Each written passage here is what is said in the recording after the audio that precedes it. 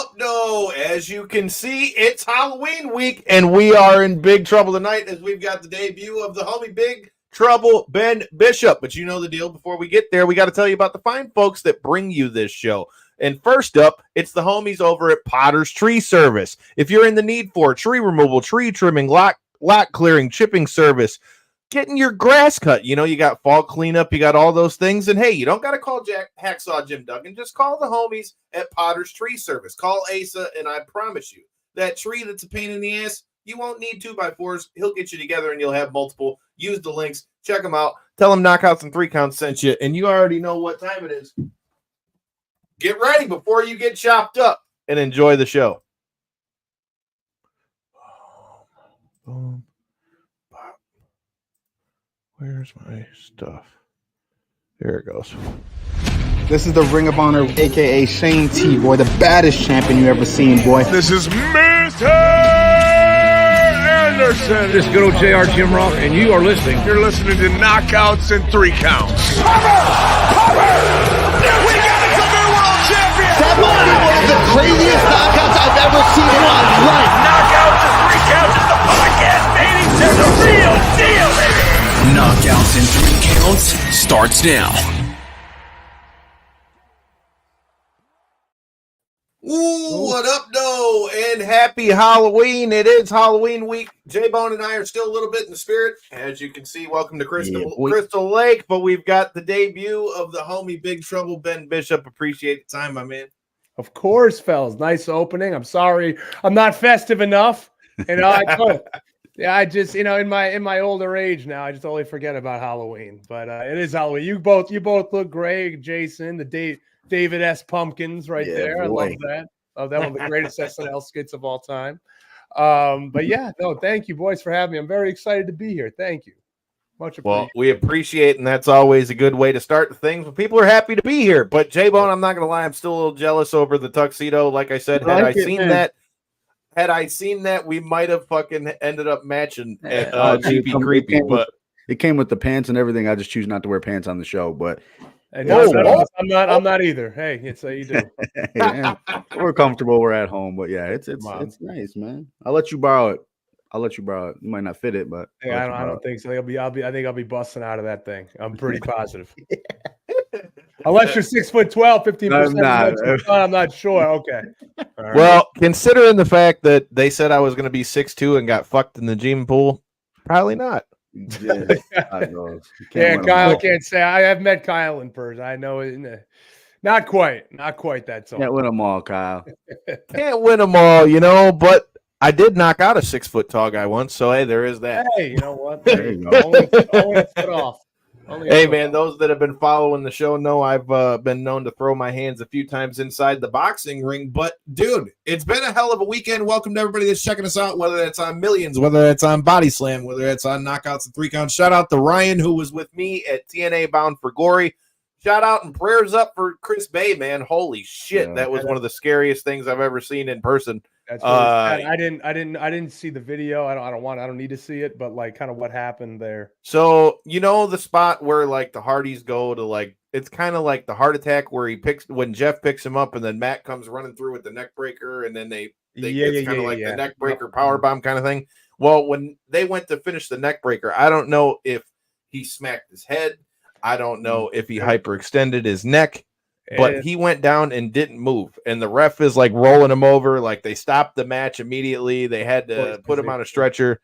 It was, it was a scary scene. So definitely, you know what, man, that's the scary thing is like, it's things that they do. The Hardys have done, 1,000 times. And it's just it's a freak thing. No one's fault. Just a tough thing. It's what happens, when we choose to do this and we take risks. But I've only met Chris once, like very quickly.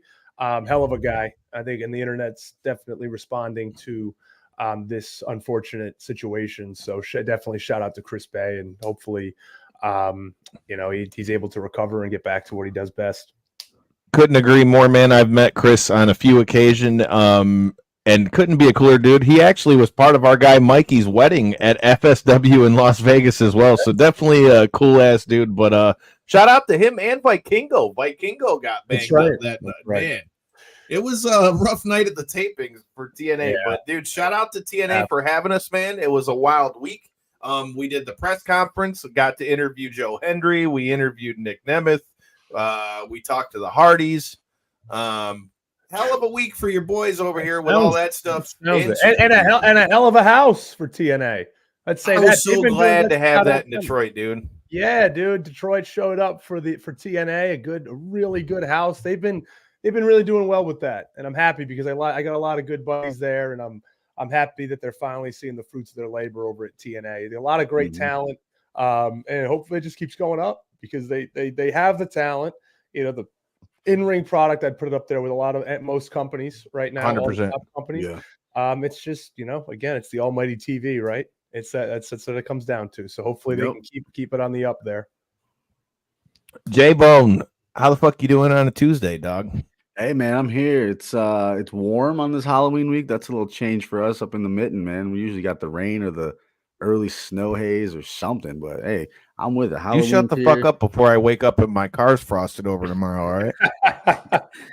Halloween's here, man. We had a good weekend in wrestling, UFC, all the above. Everything that we get into happened over the weekend, so there's tons to talk about this week, man.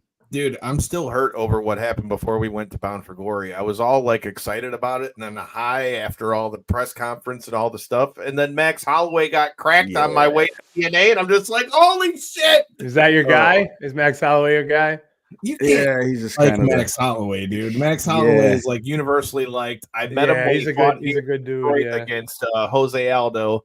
Like ever since then, I've always been a Max fan, and I'm not gonna lie, especially with Ilya talking all that shit about, meet me in the middle, brother. Meet me in the middle, brother. I was hoping Max was gonna take it to him. And holy shit! I'm not the biggest. I'm definitely not the biggest. Oh my God, Grand Slam in the World Series, folks. Look at who just hit the Grand Slam. Volpe, the shortstop, little guy. Oh boy. Yeah. Wow. Look at that. No, but good for the Yankees. They needed some juice. They need some kind of life. But no, I'm not a huge UFC fan, but it just seems that I'm kind of casual.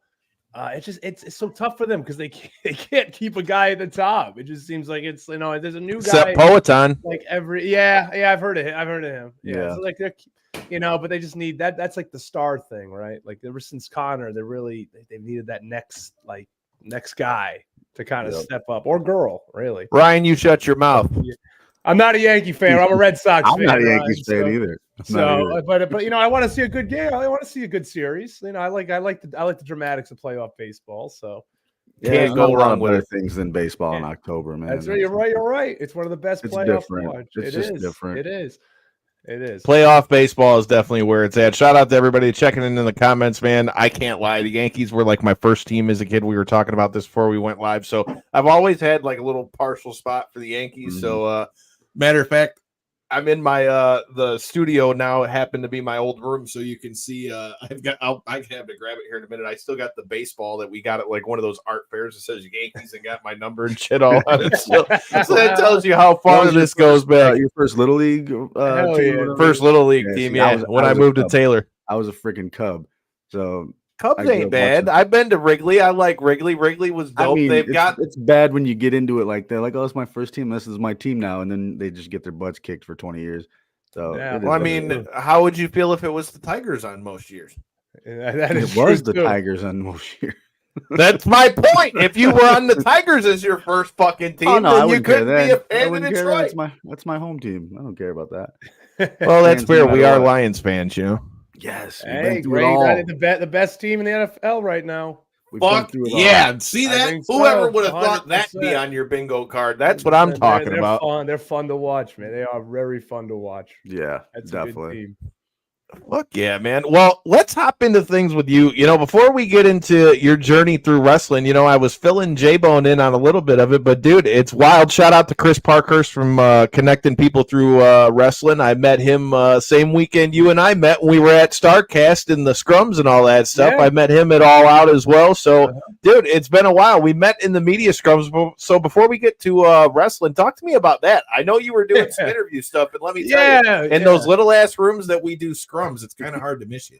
No, yeah, dude, it it was fun. You know, me and Nikki the Good on Twitter, we started to do a podcast, which was like, what do we want to do here, right? Like it was last July 2023, and you know, I was kind of like, what do I want to do with wrestling? You know, I want to do something different. I was kind of floundering a bit, or floundering really more mentally, right? Where I was just kind of like, man, I don't know. Everything felt kind of stagnant, and I was getting kind of over it a little bit. And I don't want to say like, I kind of almost was like, is it worth it, man? Like, is it worth it? I was just like, and then Nick out of the blue texted me one day. He goes, hey, do you want to start, you know, on wrestling, which was on Barstool, you know, where we wouldn't be affiliated with Barstool, but we would have the name. So we started doing it, and that was great. And then, you know, we wanted to do StarCast, and, you know, we had to get Barstool's permission.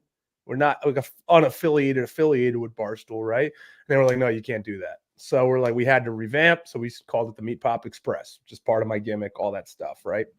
And we're like, let's have fun, man. Let's go there and just have a good time and kind of do our own type of brand.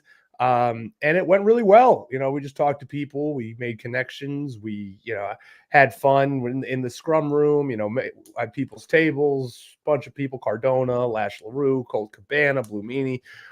It was a blast. We had a really good time making some content there. And that's what really kind of got me started with like making content. Because Nick said, he's like, dude, we can do the podcast. That's all good and all, but you know, we need other stuff. Like we don't want to just do like podcast clips all the time.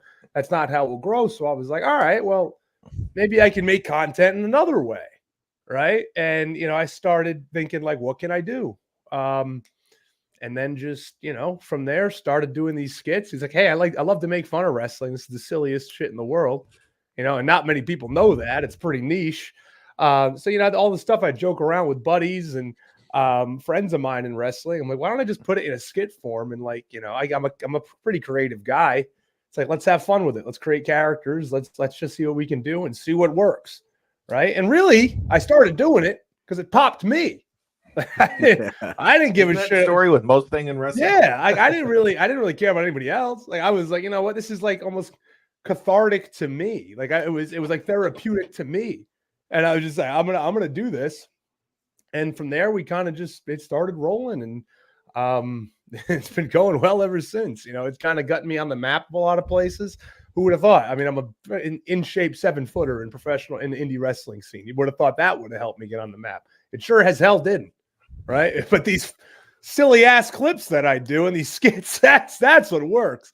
It's just that, you know, because it's changed. The whole landscape has changed so much. This isn't 1995 anymore. It's not even 2005 anymore. You know, like you got to do different things now to stand out. And just so happens I had to put on a members only hat and an oversized Carhartt jacket to make that work. And it's, you know, it's been a blast. It's been a blast. And like I said, getting on a lot of people's radars now, and they're like, oh, you're funny. Oh, you can work too. Oh, you're in shape. Oh shit. Wait, really? Oh, you're actually tall? Like I get that all the time. I was at AEW in July, and I showed up and everyone's like, oh my God, wait a minute, you're tall? Wait, you're like almost you're like 7 feet tall. I'm like, yeah. They're like, holy shit, I didn't know that. I'm like, yeah, well, I guess it doesn't really come across on an Instagram reel. Yeah, because you're holding the camera up eye level anyway. Yeah, they're like, you have a personality and you're tall. I'm like, yeah, isn't that funny? And then because how many do? Too many guys rely on the height, which I was doing. I was like, oh, I'll get signed. If look at me, look how tall I am. Vince would love me. Everyone says that over and over, right? Vince love you. Vince would love you. Oh, you're gonna get signed. Don't worry. Oh, you'll be good. And I'm like, hey, I'm not getting fucking signed. Like, come on. Like, you know, what else am I gonna do? So that's why. So I started it, and it's been fun. It's been a blast since. All right, dude, you led right into it. That was one of the first things that jumped out to J-Bone when he started looking into you was the reels and stuff like that. So you got to give us some of the favorites. What's some of the inspiration behind this stuff? And what are some of the favorites so far? Yeah, dude. So, I mean, you know, the one that really, really took off was the one walking in the house, winning the title, and my wife berating me, be like, yeah, back to real life, buddy.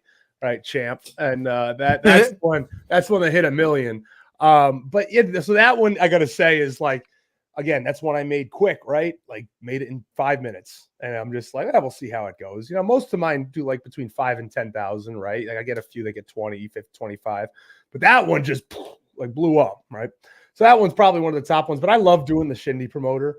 That's 100% like my favorite character that I do. You know, I do like the dorky dweeb Mark fan. I do like a trainer, you know, I do like the delusional wrestler, but like the Shindy promoter is number one. And that's just like everyone's like, oh, do you have somebody that's based off of? I'm like, it's like an amalgamation of like a bunch of people. Like it's a ton of people. I've only been wrestling for 5 years, but I've already seen a ton of carny ass promoters in Tennessee, in New Jersey, Pennsylvania, in Georgia. So I've seen like these like absolute carny, bottom of the barrel people, right? And I'm just like, I can't believe these people exist. So I created this Shindy promoter gimmick, Bob Furio.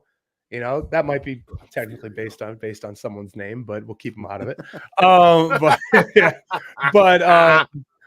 So I created it, and it's just funny because you know what it ends up doing is that wrestling, again, I mentioned this, wrestling's so niche, right? So it's like such a niche product that not many people like know or really kind of understand, because not any, like, you know, there's not like 10, 15, 20 million wrestling fans out there, right? We see how many people watch each week. So probably in the United States, you got about 2 to 3 million wrestling fans, right? That kind of get it, but most of them are casual that don't really get like the ins and outs. And now you're going to the indie scene where even less people know about it. But what is people have realized, and this is just through kind of delivery and they've realized what I'm doing is humorous, just by like, they're like, okay, we understand piece of shit people. Like we don't get what you're saying, but we understand the premise of what you're doing. And then I have people that reach out to me that are like musicians and comedians and anybody that's kind of in that type of gig work and trying to like get to the next level, any type of entertainment, because at the end of the day, entertainment's the hardest thing to, you know, break into. Yeah. Right. So, because everything's subjective. He's like, you can be great. You see these people in Nashville, you got these guys singing in a bar of 20 people, and it's like, oh my God, listen to this guy. Like his voice is incredible. But, you know, right place, right time. You just might never be seen. Right? He can be better. He can be better than all the country singers, but you never know. So like I've realized like a lot of the stuff that I do resonates with more people than just wrestling. Yes, the stuff I talk about is wrestling, because that's what I do, but it resonates. So I would say when it comes to like favorites, it's got to be the Shindy promoter. Like that's just one I think, and a ton of people really like it because it's a character. I just had a match as the Shindy promoter up in Newburyport, Massachusetts, which was an absolute blast.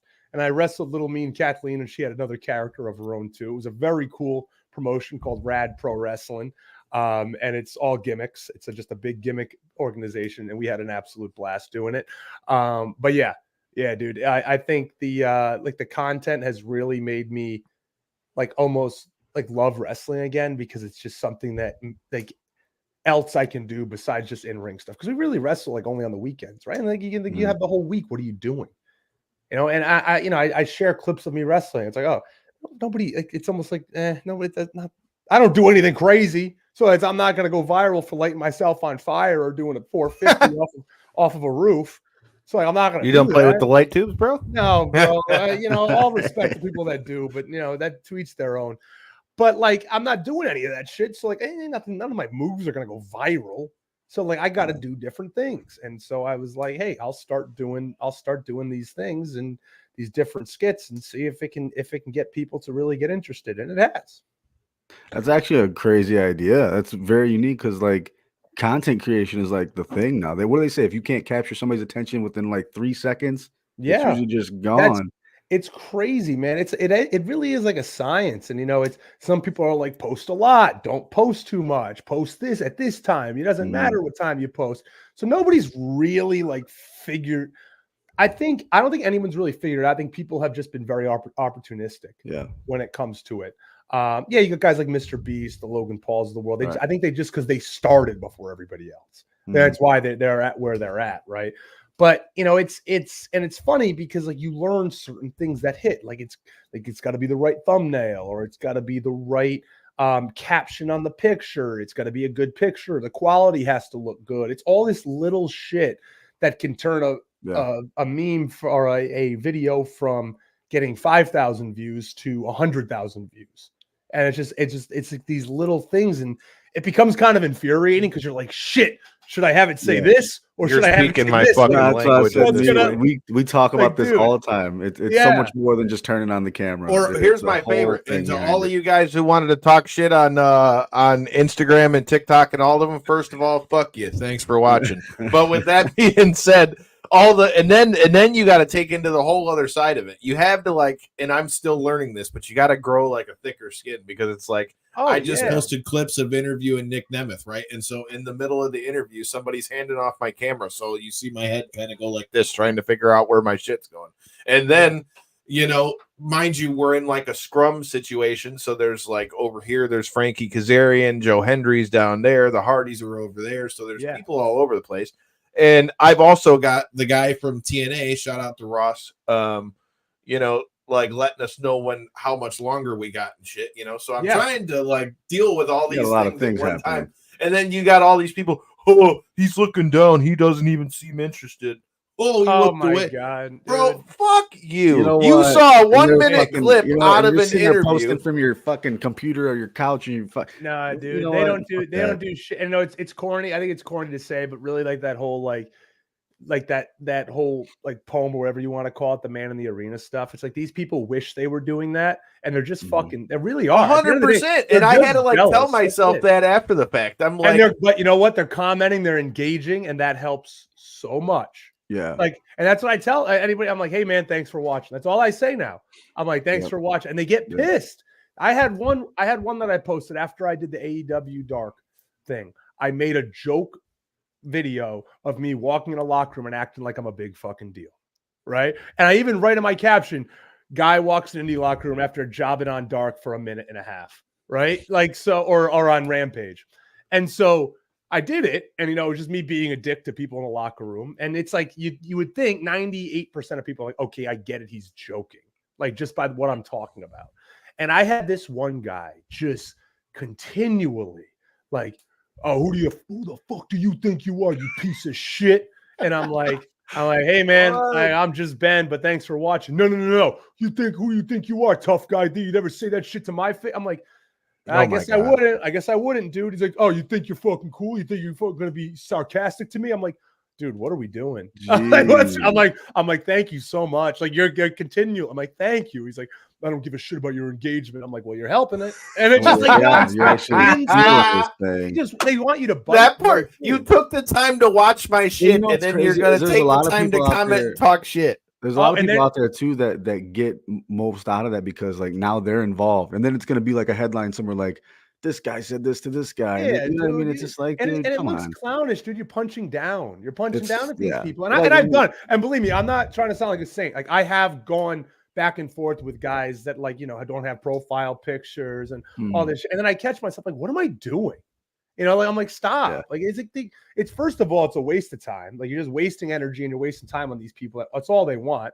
Like I had a guy the other day where he's like, you need all the views you can get. Like no one cares about you. I'm like, hey man, that's your opinion. Thank you. And then I looked back today. I looked back at that. I saw he deleted all the comments because I didn't go back and forth with him. I was just like, hey man, that's your opinion. I suck. Okay. Like what do you want me to say? Okay, like good. If you think that, I'm not gonna change your mind by yelling at you.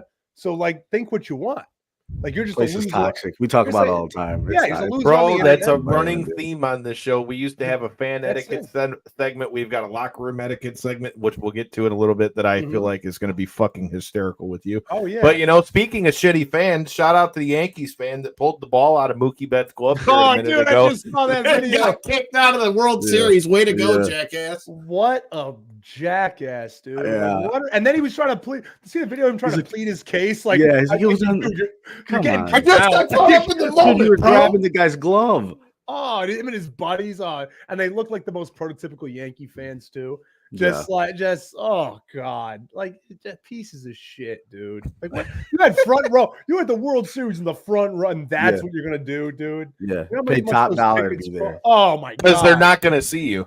Oh, what an idiot! That's because they're Yankees fans. Oh, dude, yeah. Shut up! I'm a Yankees fan. You fuck.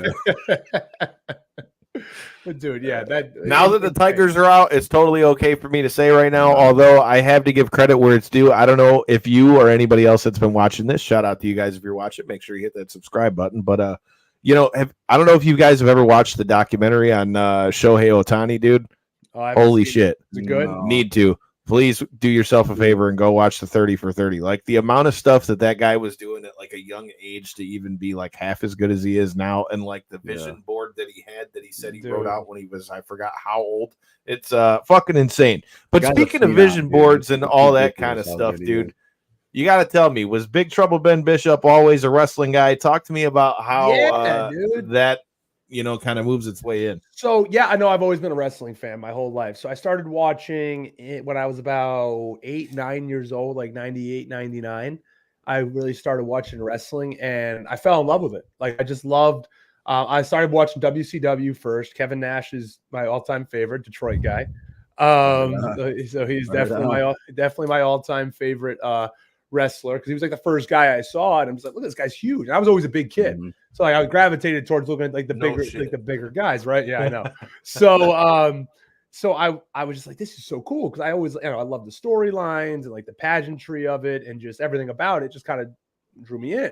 And the funny thing was, like, I didn't have my dad would watch it with me just because, he was like, he watched it when he was younger too. He's like, all right, this is cool. And my grandfather and like my aunt would watch it because she watched it when she was younger. But like, I had no friends that actually liked wrestling, like no one. So it wasn't like I was something I would talk about at like school because like no one of my friends would watch it. So It was just me. I was the only wrestling fan that I really at my school, at least in my friend group. So I loved it, man. I'd go out my trampoline every day and just like, do moves and, I always had a blast. I never thought I would actually do it. Like I always wanted to, but then I got into basketball and played basketball my whole life. Played in college, went to University of Vermont, all that jazz. And then afterward, I was just like, oh, well, I went to get my master's, University of Baltimore. And I always wanted something else. So I literally was just like, I kind of was getting into a rut in life where I was like, man, I want to do something, like I just felt I was always an athlete. I did a little bit of Australian rules football, but then I had nothing. And one day, literally, I was listening to Busted Open Radio. And shout out to past guest of the show, Dave LaGreca. Oh, he's a great guy, right? Yeah. I went on bus. I didn't go on it, but I was listening to it, and they had Enzo on it. And I loved Enzo. I loved Enzo and Cass. And he was actually, this is when Cass was going through a lot of issues and challenges. And Enzo was talking about it, and he's like, and then they asked him like, hey, promote where you're going to be next. And it just so happened, as when I was living in Maryland, it just so happened he was going to be outside of Baltimore. So I was like, oh, that's cool. It was a Friday night. My wife was dog sitting for a friend. And I was just like, hey, you know what? I'm going to just go to this show. Why not? I have nothing else to do. So I bought the tickets and I almost didn't go. I almost did not go because I was on my couch playing Madden. And I'm just like, Dynasty mode. Yeah, I was playing Dynasty mode, I swear to God. And I was like, man, I don't want to move. Like, I really want to go to this indie wrestling show. Like, all right, you know what? Why not? It'd be cool to meet Enzo. Let's do it. So I get up. I get there right like right when the first match is going on. And I walk in, and everyone turns to me, and they're like, because they think I'm Cass, right? So they all like immediately they give it like a quick look, and they realize I'm not. So I just sit in the back, and then intermission happens, and I'm just standing around, and Gilbert comes up to me, and he's just like, he's like, man, are you a worker? And I was like, I'm a casual wrestling fan. I don't know the lingo. So he says, you a worker? Right. I'm like, yeah, I have a job. And he goes, no, man, like, are you a wrestler? And I was like, no, I'm just Ben. And he's like, why not? And I'm like, I never have had the chance to be a wrestler. And he goes, well, do you want to? I'm like, yeah, sure. I don't know, sure. And he's like, well, let me introduce you to Jimmy. So he walks me up to James Ellsworth. And he's like, Ellsworth turns around and says, what the hell are you? And I'm like, again, I'm just Ben. He goes, you want to try this? I'm like, sure. Next day I was training. So it was literally happened like that. So I was trained by James Ellsworth. And yeah, that was a little over 5 years ago. So and now we're here. It's just crazy. I never was gonna do it. Like I was never actually gonna just like, finally do it. I just thought I was 29 at the time, and I'm like, and it's not something that like I'm ever going to do, right? It kind of just fell in my lap. And fortunately, I got off my ass that day, and I put down the sticks, and I decided to go to that show. And yeah, now I'm just now I'm here. It's just funny how shit works out, man. The next day I was taking my first bump in an armory in Hanover, Pennsylvania. So, and that first bump, man, shit, man, I'll never forget it. Never forget it. I saw stars, and he goes, "Yeah, that's exactly how you don't do it." So then I was trying again. So now that you know now that you know how much it sucks when you do it wrong, let's try it again. Not to mention it's a long way down for you. So Long way down, dude, and it's what a shock. And like, immediately after that first day, I trained for about like an hour or so before the show. I was drenched. Like, it was a hot day in September in this like absolutely like hot box of an armory. And I was just like, I was so happy because I'm like, wow, I'm finally doing this. But man, dude, I was in so much pain that first day. And I'm like, these guys really do this shit. I'm watching the show and guys are falling from ladders and I'm just like, oh my God, like, this is crazy. Like, you have a more of an appreciation once you get in there and actually take the bump, hit the ropes, do all that shit. Like, and then you watch, like, man, it really is. It's like, it really changes like your perception on wrestling once you finally like take that bump and realize how it's not a mattress, it hurts. And then you get used to it, but like, it just becomes it's wild. And that's how I got started. That's really it. Awesome. I can relate in a totally different way, just in the fact that I did, jiu-jitsu and MMA for a long fucking time. I've got a purple belt in jiu-jitsu and all those things myself. And then add to it, like, those that have been watching us for a while, add to it, I'm also the skinny kid that's got cerebral palsy and Crohn's disease. So you talk about having to learn and make your body be calloused to getting thrown and all those things, dude. And it's like, once I felt like you do. I mean, I started with boxing, but then once you start doing jiu-jitsu and all those things, I mean, I've been probably thrown about every which way you probably can be. And so, and then now when the show, with the show, it's funny, with us talking about, you meeting in StarCast. I mean, that's the whole part of the thing with this show. I mean, part of the things that kind of got us going. I mean, it was originally me going to WrestleMania 33. Shout out to the Hardys who we just got to chat with last week. But, going to StarCast and DDP walking up and be like, "So, you guys are a podcast. So, you got to interview me, bro." Was DDP there? Dude.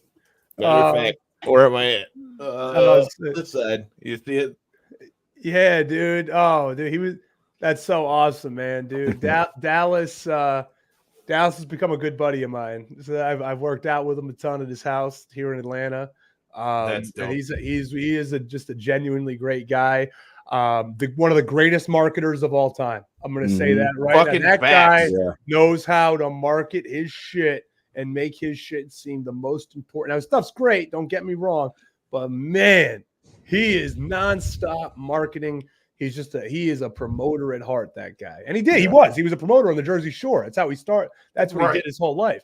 And had to promote. He'll say that he found Bon Jovi. He'll tell you that. He was the one who gave Bon Jovi their first start because everybody was going to Springsteen on the Jersey Shore, right? And he needed something for his club, and he found Bon Jovi. So that's his story. But yeah, that guy is a master marketer and one hell of a guy. I'll say that. He's a good dude. Couldn't agree more. Definitely diamond in the wrestling business. Yeah, he is. You're damn right. Damn right. I know it's not just a gimmick. He sure is. Yeah, he absolutely is. Hell yeah. Shout out to DDP. We definitely gotta manage to figure out a way to get him back on the show. But with that being said, dude, you talked about how you got into wrestling and all those things, and we've been talking a little bit about what you've been doing. I've been keeping up and doing my research. You got to do your match on Rampage with Roddy Strong. I hope you didn't blink. Yeah, well, I mean, with Roddy, you can't blink or your back might get broke. Yeah, I mean, right. Yeah, you're damn right. No, dude, Roddy. I mean, we pulled back the curtain. I mean, that's kayfabe. Just, it's dead at this point. But good guy. Roddy's a really great guy. And going into that match, I found out, like, I didn't know there wasn't a big board. I didn't know I had a match or not. So I'm just standing there, and one of the producers comes up. Yo, appreciate y'all checking us out. Thank you very much, man. I appreciate that. Very cool of you. So I didn't even know if I had a match because you get there and you don't know. Extras are kind of, you're just walking around. The good thing is at this point, though, I've met a lot of people in wrestling and, the reels started getting a little bit more popular. So people were like, oh, you're the guy from those videos. So like I started talking to more people and felt a little bit more comfortable because when you're an extra at one of these things, like you're literally like just in the way a lot. Right. It kind of is a little bit like it becomes like awkward at times because you're just like, where do I stand? What do I do? Who do I talk to? Should I talk to this person? Should I not? That's what it turns into. But this time felt more comfortable. But regardless of that, I found out I had the match at Roddy. One of the producers told me, it's like, you got a match at Roddy. I'm like, oh, really? On what? It's like, on Rampage. And I'm like, oh, that's cool, man. It's not like, that's pretty awesome. It'll be on TNT. How much time we got? 2 minutes. I was like, well, okay. That's not a lot of time. Make the most of that, right? Got to make the most. And that's what I told myself. So I'm like, I can either go over there and put like on some boo-boo jobber face, right? And be like, God, look how big I am, man. Like, I mean, Roddy's a great guy, good sized guy, but I'm just so much bigger than him. And I'm just like, what are we going to do here? Like, this is crazy. So I talked to Roddy and like, he's like, yeah, we can do that, all this stuff. Right. And then like one of the agents comes over and is like, you're not doing any of that. Yeah, you're not getting anything in, kid. And I'm just like, and Roddy's just like, kind of like, what? Why not? Like, I mean, look at him. Like, and he's like, nope, nothing. And I'm like, can I at least push him off me? And he's like, sure. And I'm like, all right, cool. Thanks. So we have the met. So we do it. And I literally said to myself, like, I can either do this and just like never talk about it and be like pissy and, have a pity party for myself and all this shit. Right. Or I can make the most of it. So immediately, as soon as I thought of, I'm like, I'm going, like, before the match happened, I said, I'm going to make a reaction video with my wife. And I'm going to do, and I had that idea. I'm like, that would be really funny of us, me acting like this is a big deal. And then her watching the match and be like, what the hell was that? And I'm like, I'm going to play this shit up all week. And then I did that stupid fucking thumb pose. Right. And my buddy Jack Jameson of the Iron Savages, shout out to those guys, need more TV time. Give them more TV time. Those guys rock. He goes, dude, whatever you did, that pose looked so fucking money on the monitor. Because they're all watching the monitor backstage. Yeah. He goes, that looks so good. You found the hard cam perfect. Perfect. Yes. That rocked. And I saw like a replay of the match, and I'm just like, God, it was so cheesy but so good. I mean, look at like cheese works, right? We were coming off like the height of Joe Hendry at that point. And like, just the cheesy turnaround thing. I did it in the mirror 5 minutes before I went out. I'm like, what can I do? I don't want to just be like, oh yeah, let me big guy, right? Like some dorky shit like that. I'm like, let me do something like just cheesy and different. I'm out there for 2 minutes. Like I gotta do something, right? And then so yeah. So it's like I got to make it. And I thought about the Creed highlight video. And I'm like, that would be so funny. Dude, we were talking about this at TNA. God damn it. Anybody that hates on the Creed promo videos from back in the day, you're not a fucking wrestling fan. No, you're not. So I'm like, I'm going to do that. But it's It's just going to be me posing 3 times and each time slower motion. And like, it's just me looking at the hard cam. Like that's all it was. So I'm like, I'm just going to have fun with this. And I said to myself, because I was lucky it was Rampage, because if it wasn't Rampage and it was live, I couldn't have done any of this shit. So on Monday, I'm like, I am going to make this sound like the biggest fucking deal and just be like, biggest Rampage debut in history, this, that, or the other. And I'm like, if this gets me heat, I don't give a shit, dude. Because at the end of the day, unless you do something egregious, like really fucking bad, heat doesn't fucking exist. And all heat is jealousy. So I said, I'm going to just have fun with this and see what happens. It can either blow up in my face and I'm in the same fucking spot I'm in now, or it can work. And you know what? It kind of worked. So Jeff Jarrett liked it. And then all of a sudden I'm getting bam, bam, bam, all these follows, like people in wrestling, loving it. This, that, the other, messages from all these guys, prominent people in wrestling. Dude, this shit rocks, dude. This is awesome. And I'm like, you know what? I guess I'm doing something right. And yeah, that was my AEW story. And we'll see where it goes. Man. We'll see where it goes. Well, and that's just a perfect example of somebody taking minimal time and making something out of it. And it's so important these days. And that's what I say, dude, is like, here's the thing. I love a lot of these guys on like in AEW, like a lot of good buddies, right? A lot of good people. And I get it, dude. It's frustrating when you don't get on TV. It fucking sucks. Like if you're just sitting, and I haven't done it yet, but like I know it sucks. Like you train so hard and you do this so long. You get a paycheck, but do you want to just sit there in catering for 8 hours, being at those buildings for as long, and you're not doing anything? You're just literally sitting there. That sucks. Like, yes, you're getting a paycheck, but it sucks. You want to do everybody wants to do what they're good at, right? So, but like if you're not getting TV time, dude, AEW Dark needs to I think come it back. does too, Steve, and Agreed. I agree. Like, but so it's like, but you can be on social media, like do something interesting. Go on social media. More people are going to see you on social media than will ever see you on TV. That's not a knock at AEW or ratings or anything. That's the same in WWE. Like you're going to be seen. You can be seen by 10 times people on YouTube, on Twitter, on Instagram, whatever it may be. Like then you're going to be seen. You're going to be seen on TV. So why not just make yourself a character, or make yourself like somebody that can get over? Look at Joe Hendry. Look what he's done. Right. Look at the Danhausens of the world, the OG at this shit, Matt Cardona. Look at him. Look what he did. Shout out to past guest of the show. He just joined us a few weeks ago Matt, for Bound for Glory. Although Cardona? Yeah. He got beat up by our guy PCO in Detroit here, but I mean, a lot of people get beat up by PCO. He's in good company there. But look at those guys. They realize like, hey, I want to like do something different. Like Joe Hendry, the song absolutely blew up, right? Matt didn't like what he was doing in WWE, started Z Long Island, was the first person to really utilize social media in wrestling. Danhausen got over on social media. I mean, now look at the Outrunners, right? Like that is something that's crazy, dude. Yeah, dude. And that's the thing. Like fans want to get behind stuff like that. Sometimes fans don't want shit pushed down their throats. They like organic builds. They like being like, hey, look what we did. Right? Like, look at this grassroots movement that we started, right? Like, it's like, yes, the machine can push somebody as much as they can. And sometimes it works. Yeah. See, there you go. Good point, Steven. But sometimes it works, but like, sometimes fans are like, oh my God, like you just like, again, like you're pushing this, like they want someone to show that they're genuine.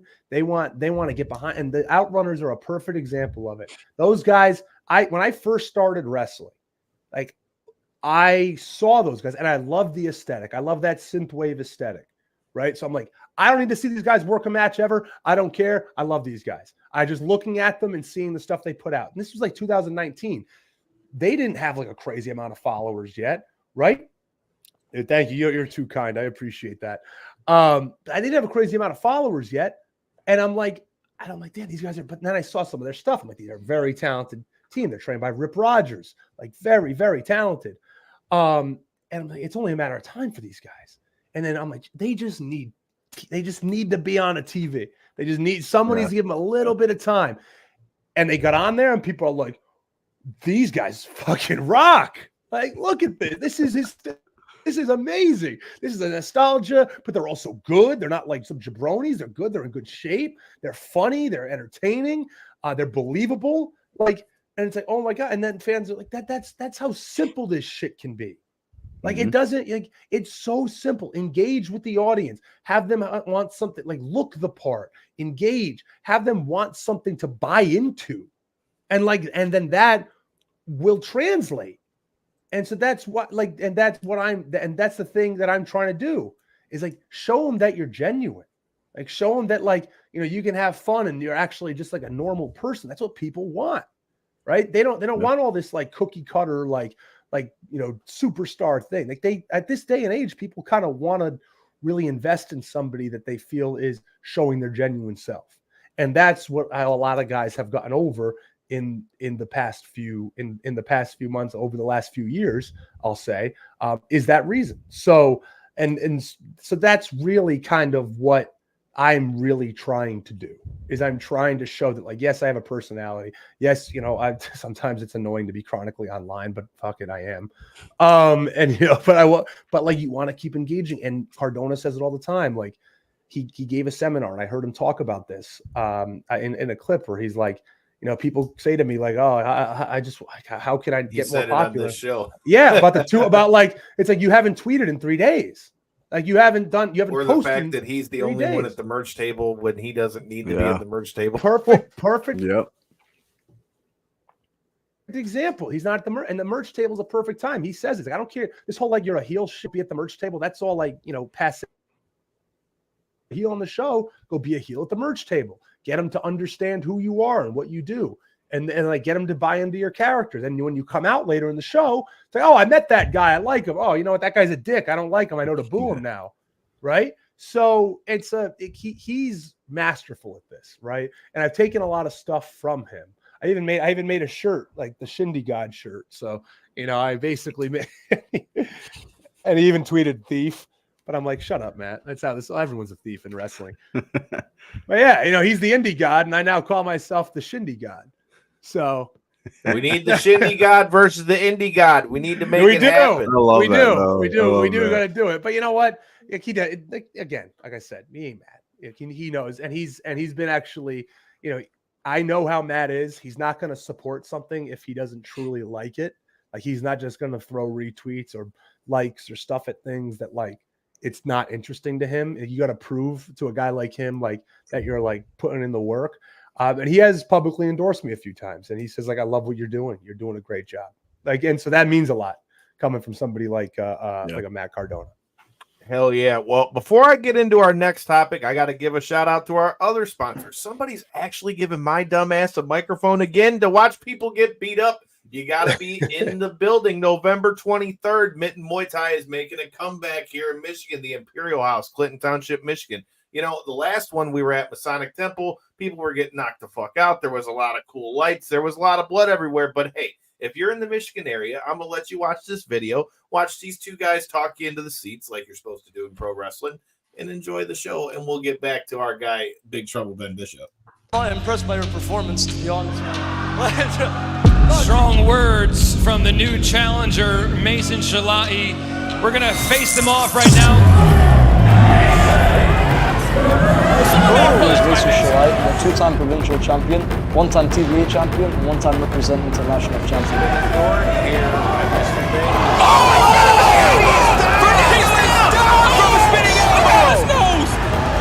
I'm Luke Marshall. I represent Jai Singh Muay Thai from Brookhaven, Pennsylvania. I recently won the WKA World Tournament in Scotland, and before that I had won a fight in Raja Damnaran Stadium in Bangkok.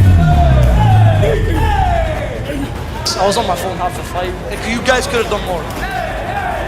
Ladies and gentlemen, this is your next Mitten Muay Thai Super Lightweight Championship bout between the new champion Luke Marshall and his new challenger Mason the Persian Prince Shala'i.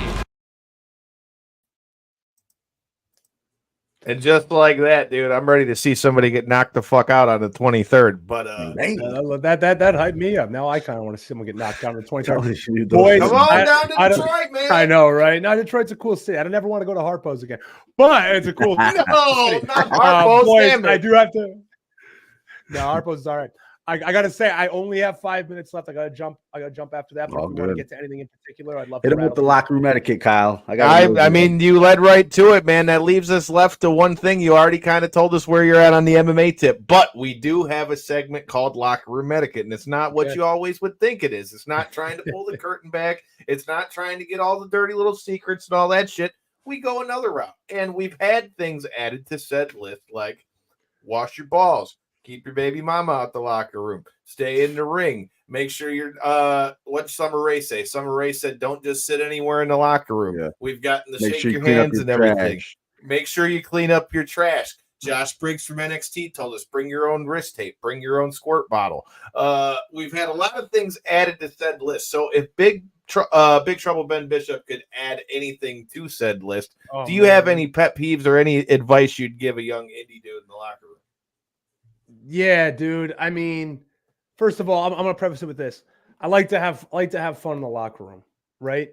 But you can crack jokes, have a good time, it should be loose. It should be fun. Like, we're supposed to be having fun. This isn't supposed to be like it's fucking Game 7 of the World Series, right? Like, have fun. This is a fun thing, what we're doing. And it sounds like it's not an MMA fight. You don't got to be sit there razor focused or anything like that. But I would say the number one thing though, in what gets so annoying, don't be a fucking we are marks that we do this, but just don't be like a loser. Like don't be over markish. I'll say that. Be a fanboy. Like, dude, don't be playing fucking theme songs in the locker room of guys on TV. Don't be like singing the theme songs. Don't be like, I'm you don't sing downstate, bro. Yeah, dude, like it's a cool song, but do it in your car on the way there. Like, don't be doing dude, they're supposed to be our peers now, right? Like, yes, they're above us in the industry, but like, let's not mark out for all the guys. Like, especially if there's a name on the show, don't be like playing his music when he walks in the locker room. I've seen this. It's fucking, it's so cringy. Like, and I'm like okay about like wearing some vets are really like, dude, don't wear fucking like guys t-shirts. Like don't be doing that shit. I'm like, it is what it is, right? But like I even think that can be a little but besides that, like, but don't be asking the mark questions to the names and guys on shows. Like I was trained by Ellsworth and everybody, like guys on shows come to him like, oh, what's AJ Styles like? Oh, what's Dean Ambrose like? Oh, what's Carmelo like? And it's like, dude, don't do that. Like all right, you know what? If you want to do that, go out of the locker room, go buy a ticket, go to the merch table, and now you're a fan.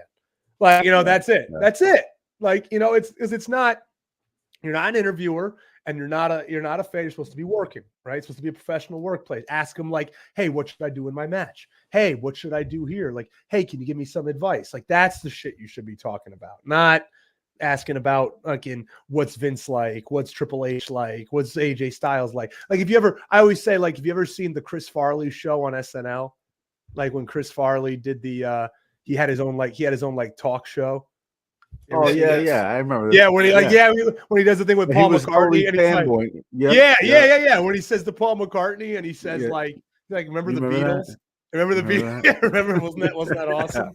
Like that type of shit, and like that shit. So I always say, don't do the Chris Farley show shit, like in a locker room. So that's my locker room etiquette. I like that. That's a unique. All right. Dude, well, we appreciate the time. This has got to be we got to do this again. But if you got anything, hell yeah! If you got anything you want to plug, anywhere you're going to be, let them know where they can find all. I got a merch shop that I'm about to open up. So I got a lot of new merch coming out, a lot of really cool designs. So follow me on Instagram at Big Trouble, on Twitter at Big Trouble BB. Had my first match at Beyond. I'm super stoked about that. Beyond's a great place to work, Beyond Wrestling. So if you're in the Northeast area, very good chance I'm going to be at the January 31st show. It is New Year's Eve. It's a Tuesday, but hell, what else to do in Worcester, Massachusetts besides go to a wrestling show? But yeah, so I'm really stoked about that. Ton of places coming up. Follow me. I'm going to post about it. Boys, thank you so much. This has been a pleasure. I think you guys are killing it. You guys are rocking. You're making the towns. You're doing your thing. Keep it up. Love to see guys create. And I also like when podcasts have really good production, really professional. This was awesome. Loved it. So again, I very much appreciate you guys having me on. Hell yeah, we appreciate the time. Try to make it worth the time. J-Bone even brought out his fancy suit, and I brought it. Motherfuckers up. I appreciate it. You guys went all out for me. I couldn't appreciate that more. Hell yeah, man. Until next time and in the in-between time, have a happy Halloween. Let us know what you get into. Happy birthday to one of our own, Corey, who's over there stuffing his face with candy already. But until next time and in the in-between time, make sure you stay tuned. JC from Dave and Chuck the Freak will be joining us next week, and you never know who will be on the other side of that box. Check out our sponsors. Until next time, peace.